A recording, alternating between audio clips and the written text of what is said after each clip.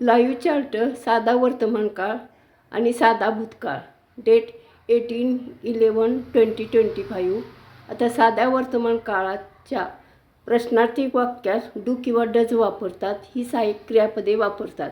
आता एकवचनी कर्त्यासमवेत does, he does, she does, पण आय आणि यू सोबत डू वापरतात.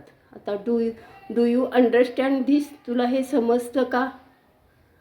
Does he like this? त्याला हे आवडतं का? आता सूचना वर्तमान काळात मराठीत त येते. तर साधा भूतकाळ प्रश्नार्थी वाक्यात डीड वापरतात. Did you understand this? तुला हे समजलं का? Did you get my message? तुला माझा मेसेज मिळाला का? सूचना भूतकाळात मराठीत ल येते. थँक्यू.